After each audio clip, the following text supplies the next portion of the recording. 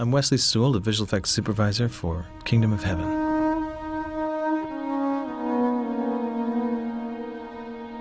One of the first challenges we had in doing Kingdom of Heaven was this sequence where Balian stabs his brother, the priest, with a hot sword that had been sitting in a forge.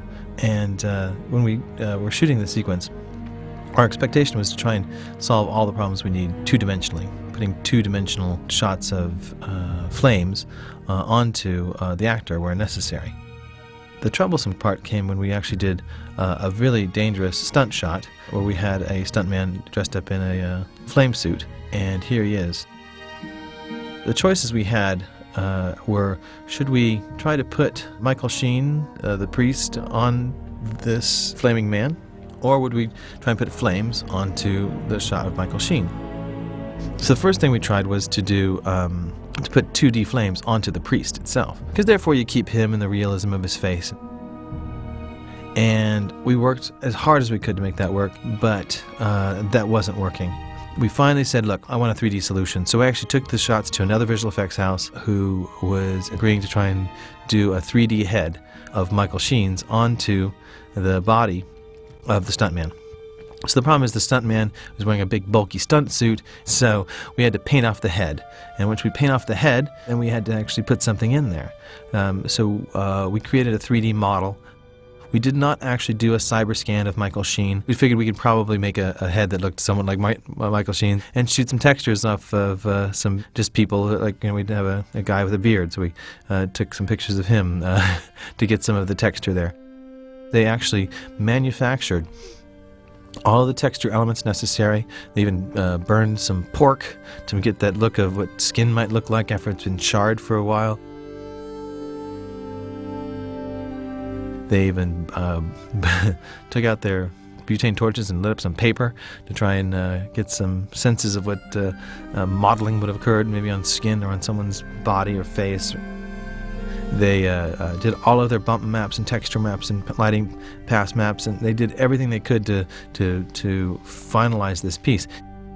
They took reference from the shots of Michael Sheen, and they put it all together and came up with a 3D solution to our troubled stunt shot. They took some 2D element shots that we did of some flames that were shot at the right speed and incorporated them into the 3D shot with moving around in sort of a 3D space with the head to add the flames to the head, and it actually worked out very nicely, a nice blend of those two worlds. The final results actually came out really good, and the people who did this were at Clear, a small visual effects boutique in London, and they really were great because we didn't have a lot of time. We'd been struggling with this other solution, and they said, yeah, we can do it.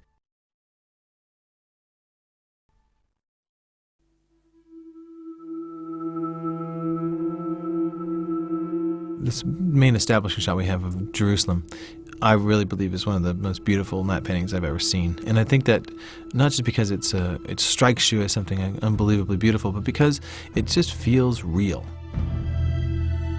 We were given conceptual art and drafts and drawings from the art department of what our set was going to be like. We also had little models that were built that we were able to interact with and look at.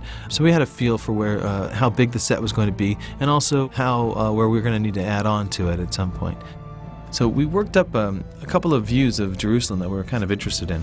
And Moving Picture Company put together this still, and it just knocked it out of the park. Really was blown away. I was very excited about how it was coming.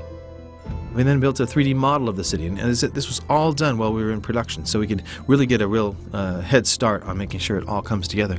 But one of the things that we did is we put the Dome of the Rock, or the Temple Mount, very far background, but kind of central. Well, Ridley decided he wanted the Temple Mount to be in the front, up by the wall, because he thought it's such a prominent figure. We need to anchor it more in the foreground of the city, as opposed to distant in the background where people can go, oh, look at that thing back there. He wants people to be able to almost feel it. We made the city in a modular way so we can move communities around and lift and alter and change. And you can see there's where the set would be, right there in the front.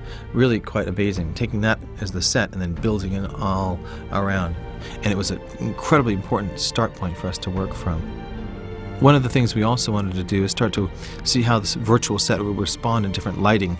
So we had a few lighting tests that we would be doing to show Ridley and also others who might not believe that we were going to be able to pull this off. Would we be able to match, mimic, and integrate with his stuff and prove how it's going to start to play out? This is another nice view of the city. One of the views we actually didn't end up seeing very much. We actually ended up not looking at over the city from this angle. I think Ridley thought that these shots just weren't truthful or realistic towards what we might be seeing. This was a moment where you see the Saracen army. It turns out that both of those just were other ways for us to see if our city model was working.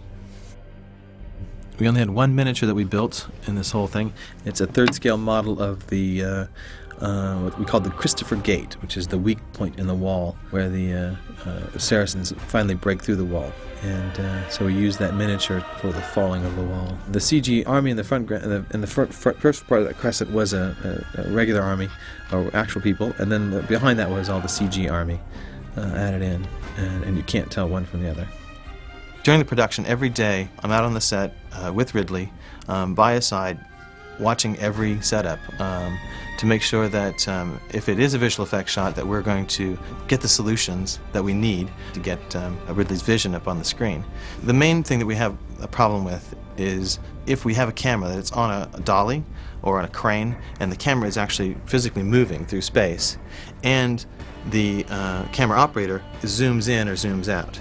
Those two motions, having a camera moving and zooming, the computers can't resolve. There was 3 shots in our film where we actually have done that. The most challenging one was when Balian and Imad ride into Jerusalem for the first time. And the camera is actually looking away from the city, and as they're coming in, we're panning around with them, and as they're panning around, we're zooming out, and we're craning up. We had to have them stop the zoom at a certain point, but at the initial part where you see the city, the camera is still zooming, and we had to seamlessly take that part of the extension of Jerusalem and put that part into this area where we are actually craning backwards and zooming out. And then we locked off the zoom and continued on for the final view of Balian and Imad riding over to the gates. We had a lot of helicopter footage that we took around this part of Morocco, and that mountain in the background is where we played Golgotha, the domed area where Christ was crucified. We knew that we were going to be augmenting this with mostly a CG city, but Ridley felt very strongly that he wanted that Golgotha mount, that little hill in the background, to be a natural part of it. What Ridley wanted was the palace itself to kind of be offset, and we kind of come into it as we're moving along. By the way, we're actually going in reverse from the way it was shot, and it's half speed. We were able to slow down the photography by half.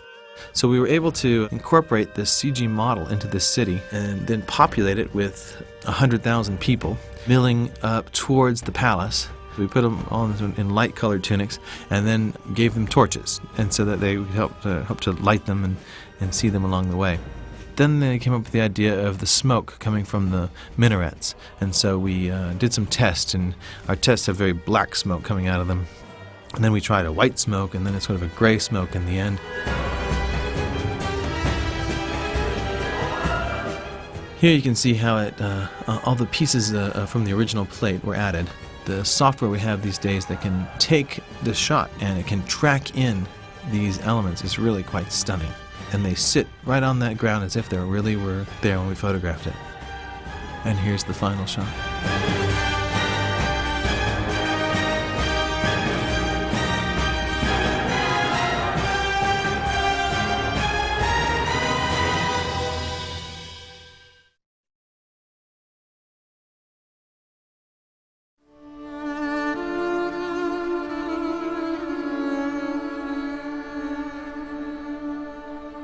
One of the questions that Ridley had was, will we be able to make these armies and make them look natural and do natural looking things? And we ran a few tests with them, again, just to show that what their software Alice does.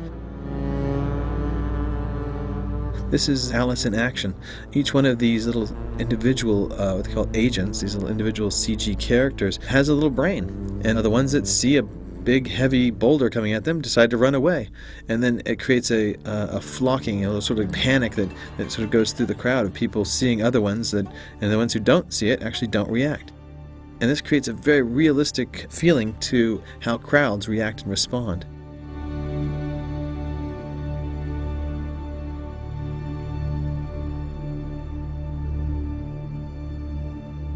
And these are some fun tests of dynamics, and see what would happen if a siege tower got hit by a giant boulder and knocked it over. Once the actual boulder hits them, what's called a ragdoll effect takes place, and they all kind of instantly die and fall to the ground. Which actually is, again, by the time we actually finished the show, we had some of this done in our scene. The actions were even further refined. But still, it's fantastic sort of demonstration of what can happen and how these things can work. Those, are complete artificial intelligences. Really fantastic.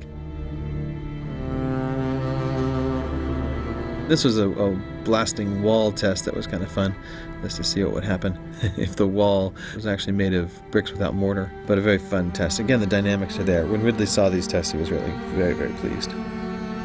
We tried to mimic what the costume department had done, and so we took a lot of photography of the costumes in a controlled environment so that we could actually use them as three-dimensional textures. And here you can see the diversity of the costumes that we were using for the Jerusalem army as well as the Saracen army. We also did a lot of a good collection of the villagers, just the citizens of Jerusalem, because they're in the fight too.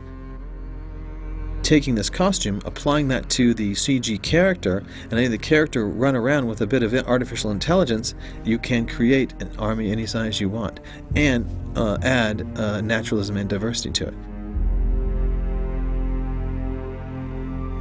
One of the powers of this type of system is that if the reaction that you're getting is not what you want, you can run the simulation again, and not in its entirety, but within groups. And I think that's one of the things that we tried to do, is create modular groups throughout the army, so that as one aspect of it was maybe not performing what you in the way you'd expect or what you wanted, you can actually just rerun that section, as opposed to having to rerun the whole entire field, so that we could correct or enhance aspects that were run through the computer as a simulation. Here's a shot that was one of the ones we worked on really hard for a long, long period of time. One of the last shots that we were hoping to have delivered, and ended up just not really working in the end, and didn't make the cut. What we were hoping is this would really be a powerful moment. You can see in the plate that there's basically not much there, but it shows the whole scope of the set.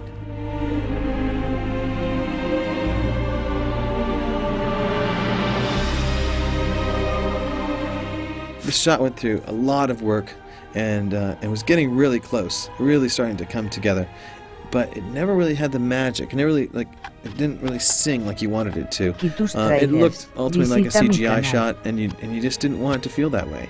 And so even though we worked really hard and threw all of our tricks at it to integrate it and make it look real, replacing almost everything and putting things back in, it ended up just not singing and not really doing that magical thing that you wanted it to do. It's a shot that we did in previs, and the previs felt like it was going to be like this, wow, kicks butt, knocks you out of the park kind of shot. And it ends up just being a little too slow. Just something about it ended up being a lot of really great intentions and a lot of good work, but we actually screened the final version probably with a day to spare, and it just didn't live. The maggot shot.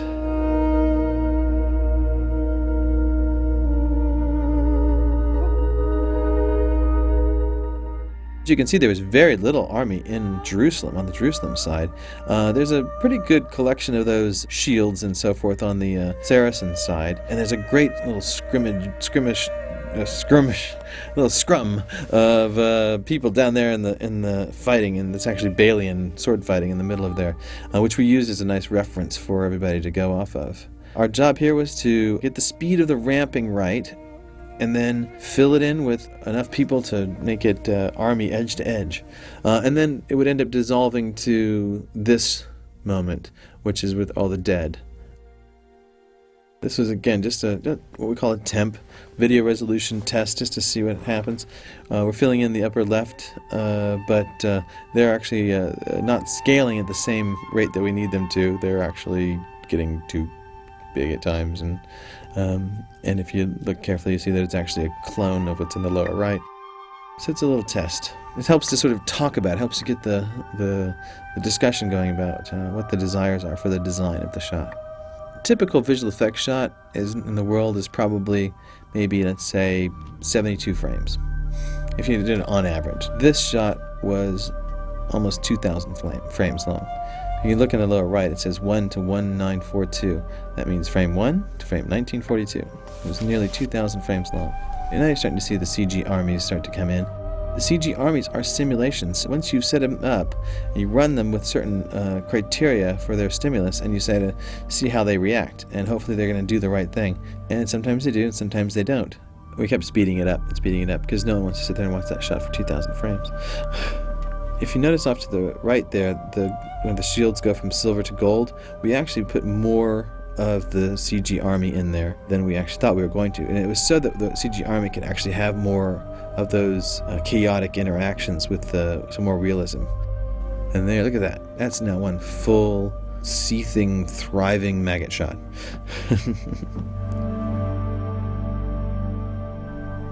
The rotoscoping that we did on this film is probably some of the most robust and remarkable rotoscoping I've ever seen.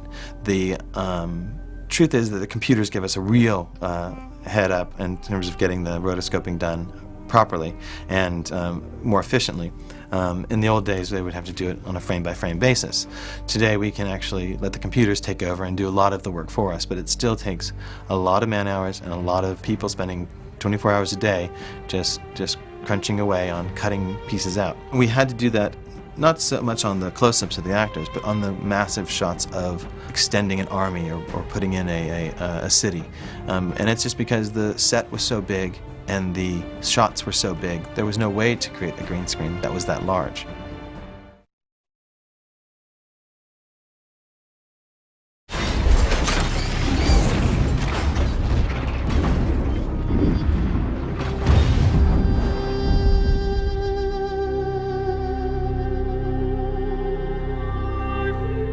We had 3 trebuchets that were made for use in a siege.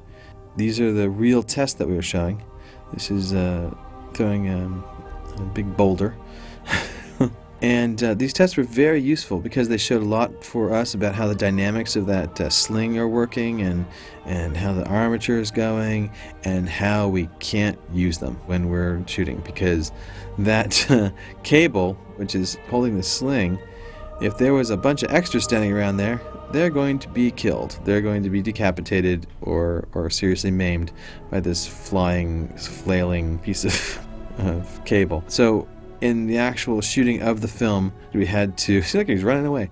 We had to shoot them without the sling and just the armature, which is, it's fine. The armature is really cool. It works really well. But as I said, we had 3 trebuchets. 2 were smaller ones, medium-sized ones. This is our large trebuchet, our big boy.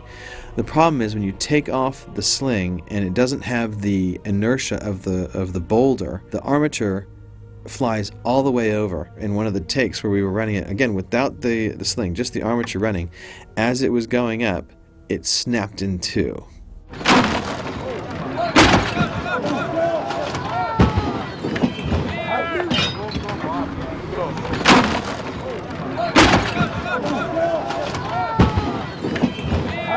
No one was hurt. It was fine. So this is a really great shot for the night blitz. This is the plate that we were given. And the idea is that, there's a big blitz happening right now. The camera is panning way too slow.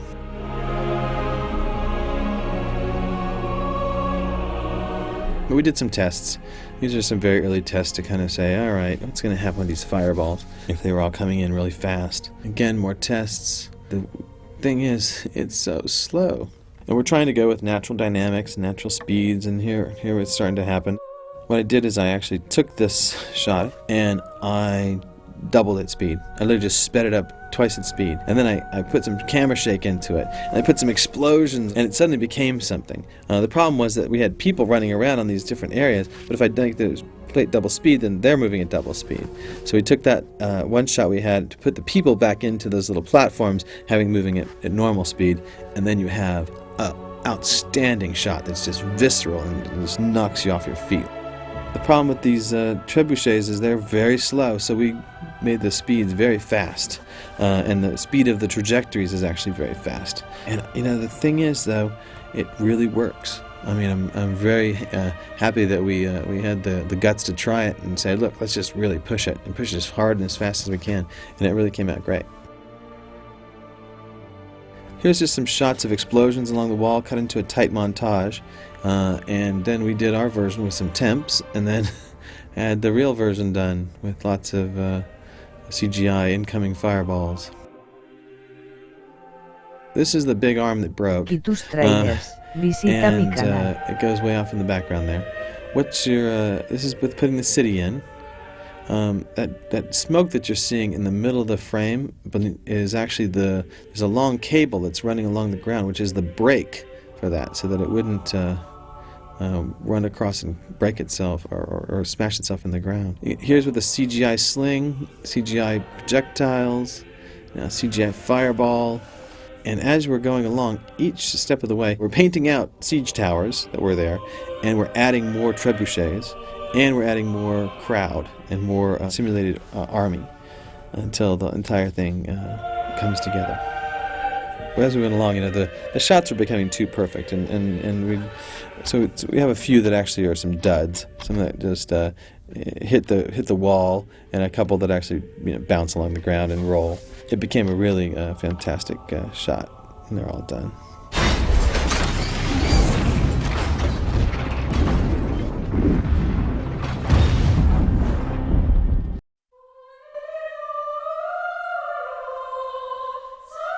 The amazing experience that I had in dailies of watching the film every day, I felt like I was in a rocket ship being pressed back into my seat by the power of these images. And I think that it would be great for the enthusiasts of the film to get a chance to see more of that, because it's just absolutely thrilling material. I just hope that for the people who see it, it will clarify so much more for them just in terms of the storytelling, because everyone that I know that had questions, I know they were all answered in the screenplay, and they were filmed, so I look forward to seeing the way they actually filmed it. I'm hoping in this cut to be able to have a lot of the details that Ridley shoots that aren't in the script or that aren't part of the story, the things that aren't necessary to the storytelling that are so incredible. Still lifes almost that Ridley shoots, and the details, just the little moments. I'd like to see a lot of the little moments come back. I think it's great we're doing this version. There were obviously various cuts along the way, and the cut that was released was, shorter than I would have liked to have seen it, and I think probably Ridley too, and Dodie and a few others, so I'm glad to see it back to its proper length. I think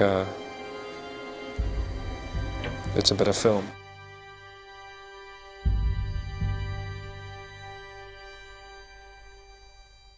I think this was an idea that Ridley had already pretty much before we were done with the first theatrical release version.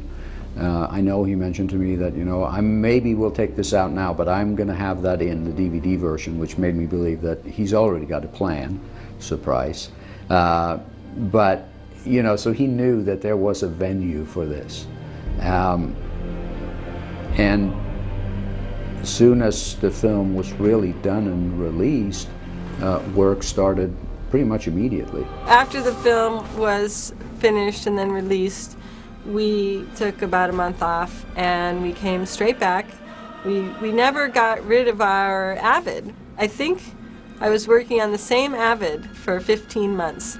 And what was great about that was that it not only had the media, it also had a full backup of my entire project and the whole entire process that I went through. So I had every cut of every scene already stored in the Avid. So I wasn't starting with, say, the finished theatrical release and scratching my head and going, okay, now what? I started by creating a bin of scenes that I wanted to go into the long cut. And then I put it all together, and then I started working with Ridley. That process, all told, was probably about a 4-week process. Once they were done with that, we got hooked into it again. We sent the material to London. I had the guys in London do the updates and the cuttings, since they are very deep into the material and made a lot of sense. I spent a week in London with them while they were working, and they kept going when I came back here.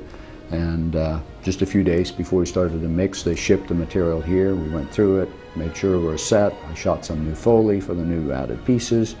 And now we've spent a couple of weeks here with Paul and Doug doing a new mix of the final to this longer version. I think it made sense, instead of having people come back 2 years later or a year later or something, just have Jody, take a little break and then reassemble the editing room here. So it worked out really, it was very streamlined, I think, in a way.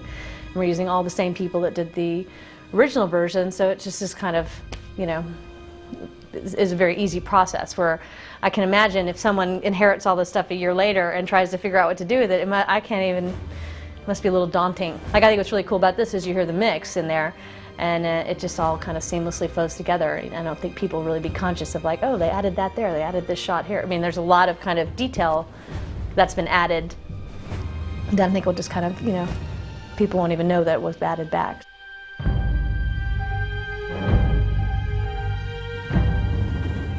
I feel really fortunate that the studio was willing to have us do the director's cut right away, because it was very fresh in my mind, but there was enough of a gap that I was able to shake out a lot of the cobwebs.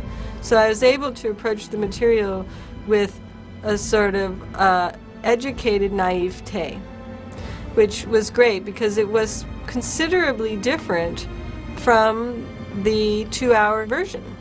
But it was also considerably different from the 3:05 version that we showed the studio the first time, which is kind of interesting because we learned a lot in the process of finishing the theatrical version that was either incorporated lock, stock, and barrel or kind of unwound to do the director's cut.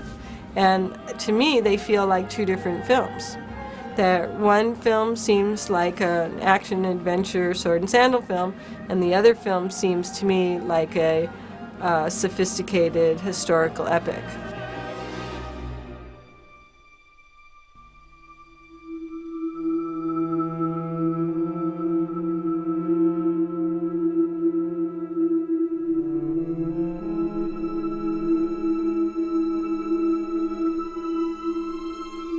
I think a little bit of the love that I had was hurt a little bit by the constant cutting down of the film.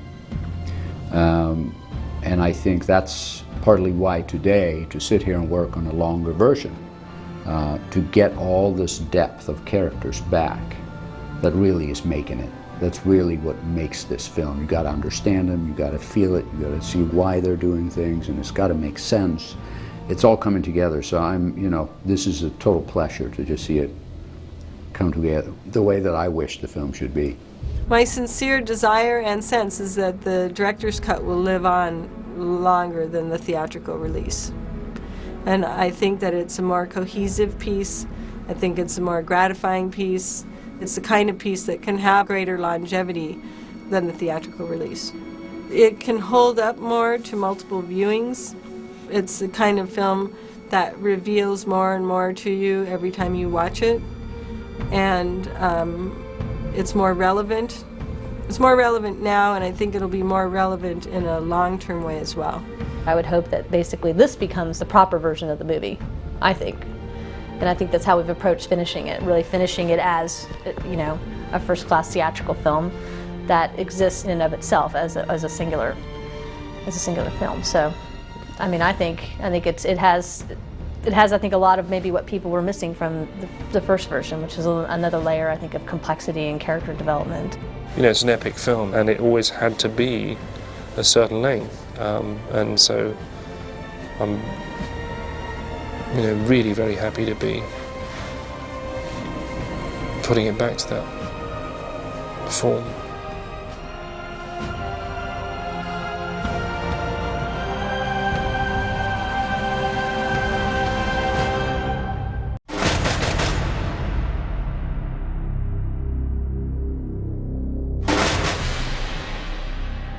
I have to pay attention to what's happening now. I have to pay attention to the films that are being successful now, which I may not like very much, but I have to analyze why is this film being successful, and then I guess in a way try and do my version.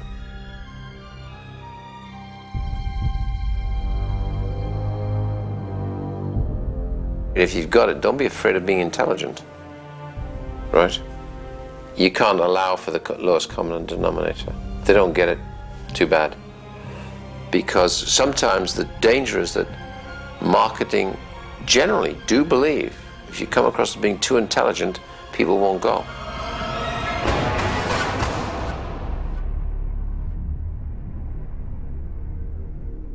I think this was a film that was maybe, I venture to say, maybe more important for Ridley to do than any of the others. Then on the other hand, he probably feels like whatever he's working on now is the most important. I think we all work that way. But I have a feeling that this was something that I was very excited about, and very excited about telling this story and giving that to the audience as a perspective on the world, in a sense, or whatever you want to take it as. I think with this story he cared enormously about what it was saying. I think it comes at a time when we have a Christian-Muslim conflict going on. And I think he wanted to make a comment on that through a story of an ancient Christian-Muslim conflict. And I think he wanted to do it not in a gung-ho Western way, but actually just to show that right could be on both sides and wrong could be on both sides. I don't think it's playing to any particular message, but because I think it's in the hands of someone like Ridley, he's not juiced it for any other reason than what it really was. It's kind of fair. No one comes out that well, but no one comes out that badly. I mean, interestingly, I think there's been a lot of talk about the political aspect of this time frame and with the current affairs, and it was very interesting to me because it's as if this has been going on forever. War over land, power, money, religion.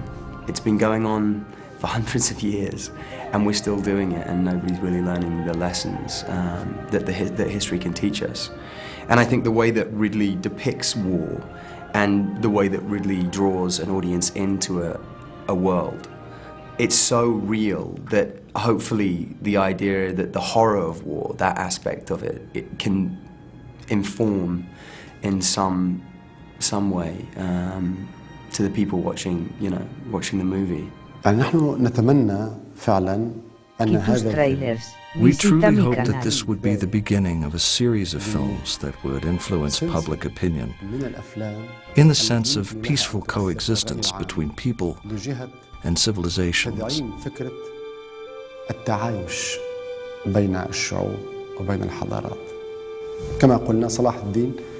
Salah ad-Din was an advocate for dialogue rather than a man of war.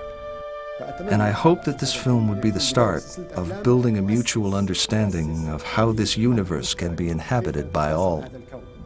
I hope that, the camps around the world that may be worried about the sensitivity and the timing of this film will breathe a sigh of relief that we have told this story in very, very capable hands, and we've approached it with an honesty and a dignity and a respect, primarily, especially for the Muslim Islamic community.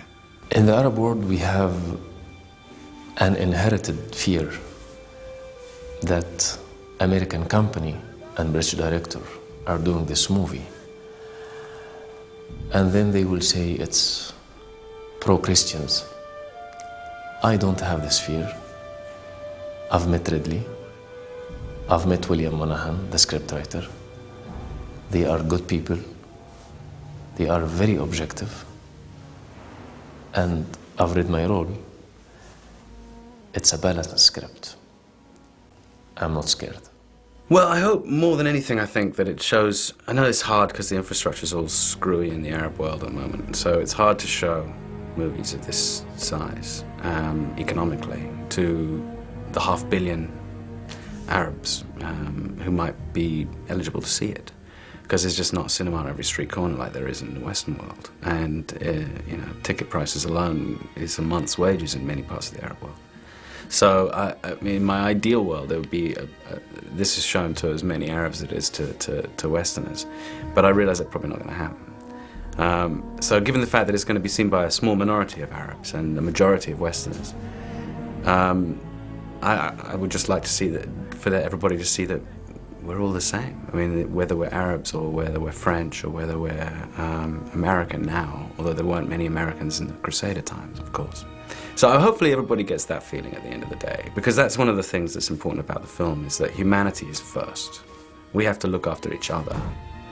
And people do that in an exemplary fashion throughout the movie, whether it's Balian saving my life at the beginning of the picture, which is a very small incident, or whether it's me saving his life a little bit further on, or whether it's Saladin saving the lives of thousands of people as after he's defeated Jerusalem.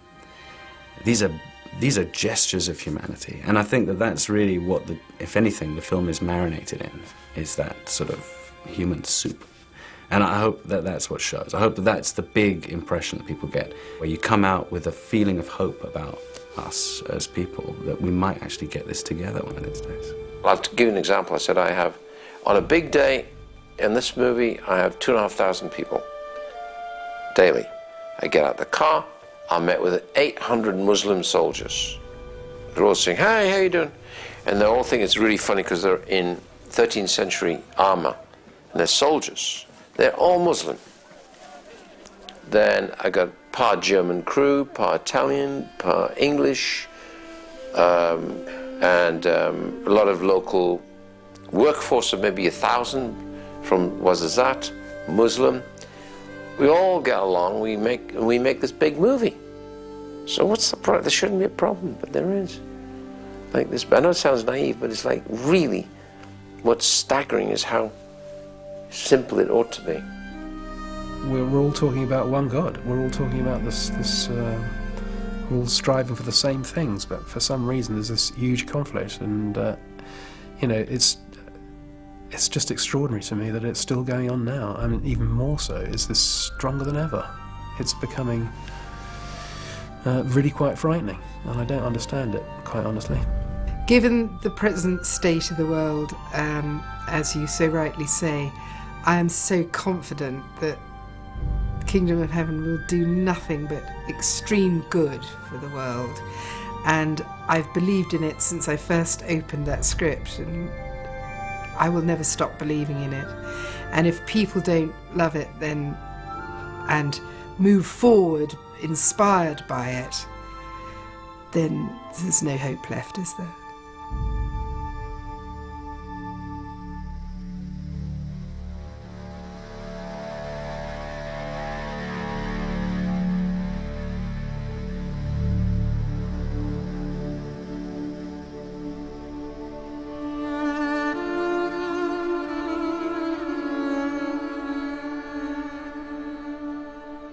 It's a very difficult thing when you're making a political statement, intentionally or not. The trouble is, it's going to be looked at as a political statement, whether we like it or not. There's been a serious attempt to sort of get a controversy going about the movie, you know, long before it comes out. And, you know, at first you worry about that, and then you just sort of relax. There's nothing you can do about it. You can't micromanage it. You can't even care about it. All that really matters is the work, and the work is done well, and it's inoffensive to anybody. The only thing that matters is we've done a really, really good film. And, you know, it's certainly the best historical picture in a long, long time. So that's all I care about. some of the reviews were great. I mean, really wonderful and unexpected. But I hoped it would do more in the box office. I hoped it would be, as you hope with any film, that everyone would go and see it. I don't know, it seemed to come and go very quickly.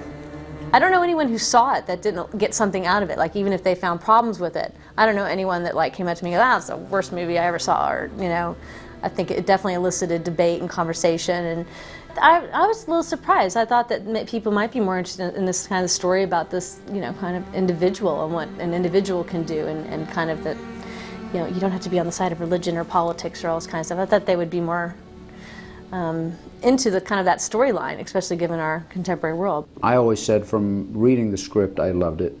Seeing the footage, when I saw a very, very long version in the beginning, I loved it. And I thought that, to me, this is probably the most relevant and time-relevant period piece that, I don't know, that I've seen. And coupled with the vision and the adventure and all the stuff, this is going to be great.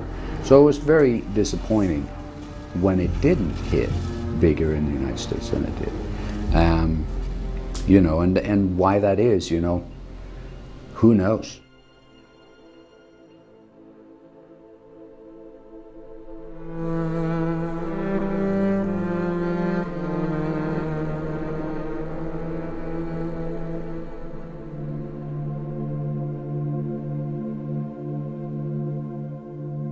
My only concern is that the movie won't be looked at as what it is, which is something good-hearted and essentially secular.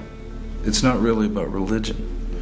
The hero has doubts about his faith and at no point fails to be ethically Christian through the entire thing. So it says basically use your head and your heart and do the right thing.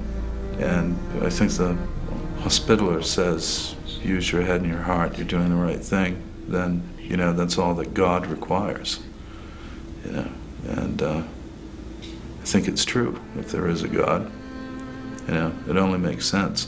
It certainly doesn't require people cutting off heads. When we set out, one of the things that we wanted to explore is that fanaticism from anybody is a bad idea, and that's a pretty sophisticated thing to do in a studio movie because it really demands a lot from audiences. I think the studio were very worried about that being so inflammatory, and I'm going, it's not inflammatory, it's information. It's history. It's why we are where we are. And I think that's how it should have been sold. Instead of just a crash, wallop, bang, action, romantic action movie. There's always, in a project this expensive, you know, there are reticences that pop up about everything, you know, about everything. It's why movies get processed into sludge, because everybody's spooked about this or, you know, spooked about this or that, and, you know, it gets over-processed and all the edges taken off. And it just turns into porridge, you know, porridge which is poured into theaters. You know, and, you know, poured out a couple of weeks later or something, you know, it's just crap. They tried to make it more generic, which I still say is a danger, is a problem. It's history. They're scared of history, unless it's some dumb look at history where you create some action hero, which is like, please, okay? That's the problem. So you're constantly fighting that.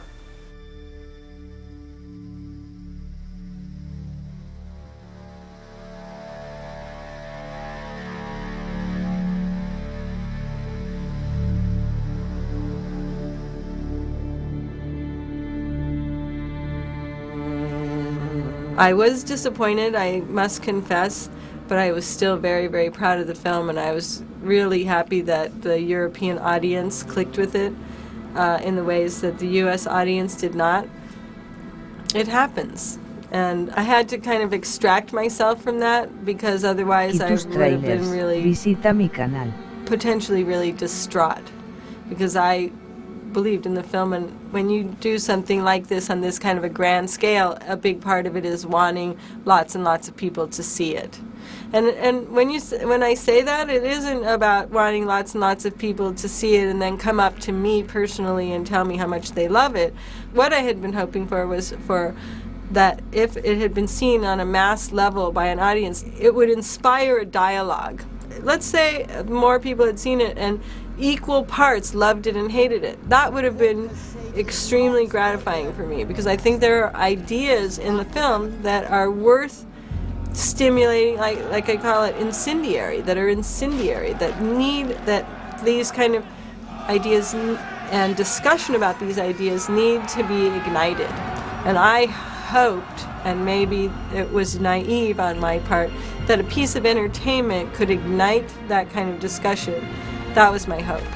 And because it was a kind of a canvas that is normally seen by lots and lots of people, that was what I had been hoping would happen, and especially in the United States, because I think that in the United States we need to have a more open forum for considering things in a less xenophobic and self-centered way.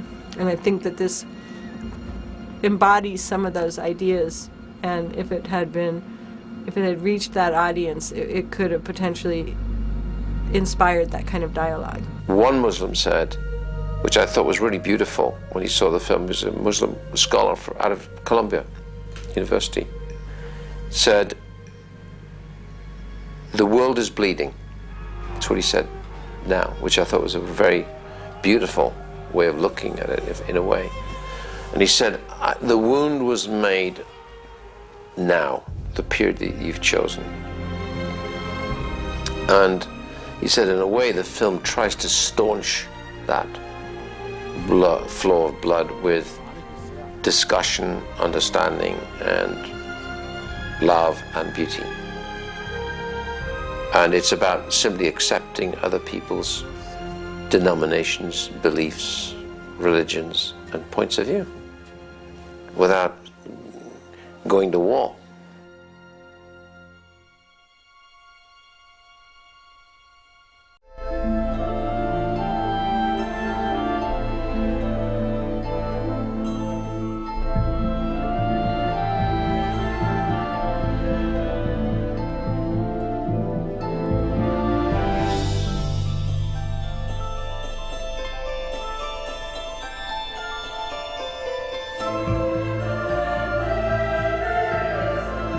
Tus trailers, visita mi canal.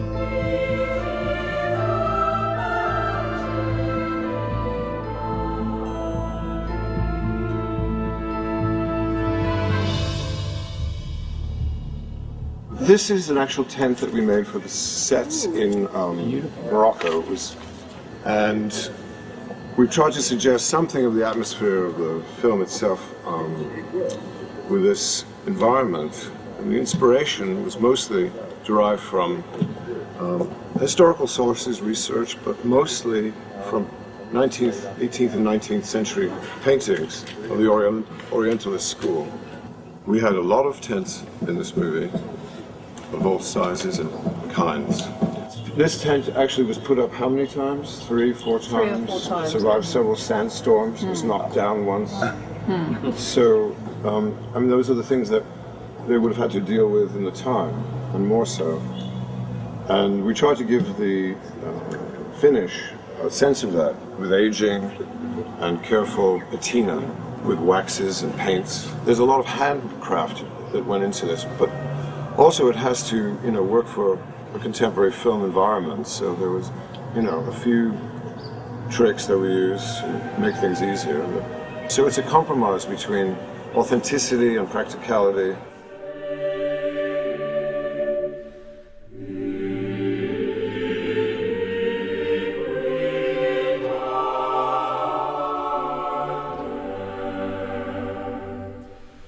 When you work with a director like Ridley Scott, in my department, we're very lucky because he absolutely loves props, fabrics, and detail. So if you make it, it's probably going to be in the movie, because he would never waste an opportunity. This cushion was made for the scene in the coronation scene. It was all hand-stitched and done, and then this is the orb which is presented. And we had different types. So, for example, this is very heavy, but you can imagine you can't sit acting, so we had to make lightweight versions of this. We even made a rubber version of it, just in case we needed to. This is a model that was made. It was for Tiberius's office. There's a scene where Balian decides that the gate needs fortifying, and so he has a dream about it, and he does a design. And so we had this made so that it could be used as an action prop for him to illustrate his ideas when they're going to go into battle. And it's made in solid oak.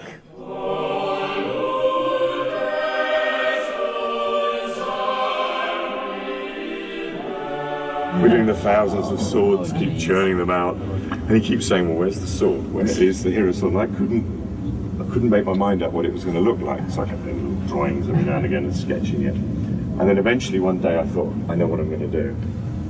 I'm going to make the pommel as a nut and have some light so that when he kneels and prays or anything like that, you can punch light through it.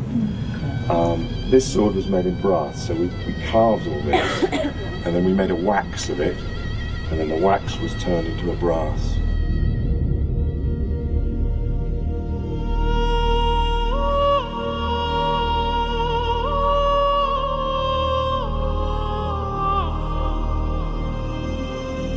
This weapon here dates back to Alexander the Great's time. Alexander the Great's father invented this mechanism, which is a torsion engine. Great weapon, very powerful. Had a range of about 300 yards, but could fire a 6-foot spear of 1-inch diameter. It was often used to fire into the enemy to scare them. You know, if their arrows wouldn't get to the gate or the castle, they would fire a few of these in there and they would drop, and it was to put fear into the other army.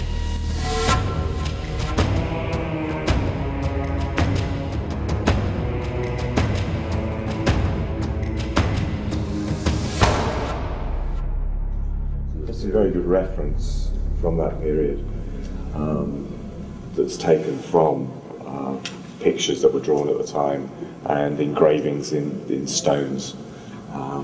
But a lot of it's very authentic. But all the crowd chainmail was all riveted aluminium made in India. And again, that's in each individual ring is riveted, hand riveted, and then linked to the next one, hand riveted. So it's an incredibly slow process. This is a brass chainmail link. Yeah, that's actually metal. But this does have to be done by hand. And in terms of cost, what would an outfit like that? Oh, I would hate to imagine. If we put it on eBay, what would it? Well, we did our best to make it impressive and get a sense of the scale of one of the largest cities of the Christian Empire at the time. It was like being at war, really, making this film.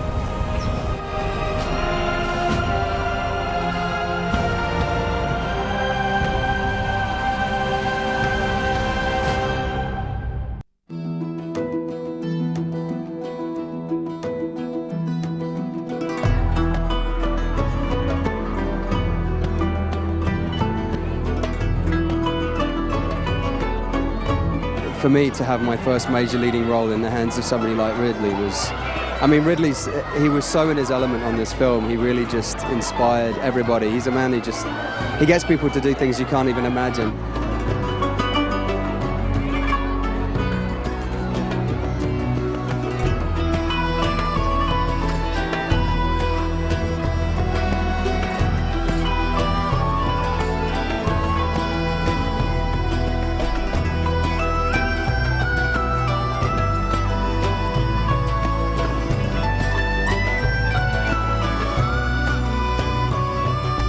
Ridley is a master. He knows how to make an epic without forgetting the central core, the emotional core, the story. No one can fill a frame like Ridley Scott.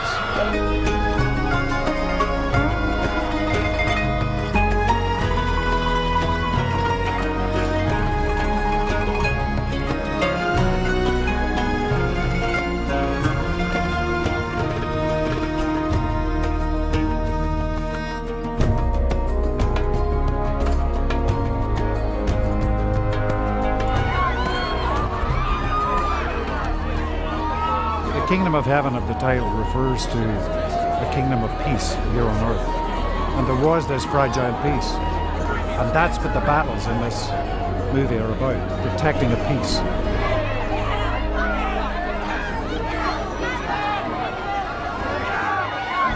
Y tus trailers, visita mi canal. It's such different times to actually try and apply rules of engagement or as social orders, social rules, even the discussion of faith today and then are such different as 1,000 years apart. So no, I think there is a big difference.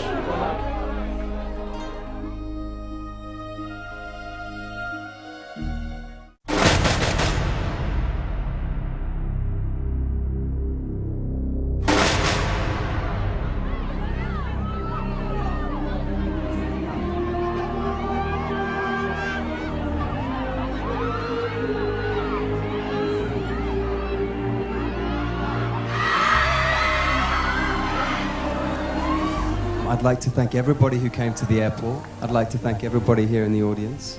I'd like to thank all my fans in Japan, in fact. But most of all, I'd like to thank Sir Ridley Scott here, who is a man who gave all of us the opportunity to make this movie. He is a man who's cringing right now because I'm going to tell everyone that he's a man who inspires greatness, and we ultimately had the most incredible time making this movie.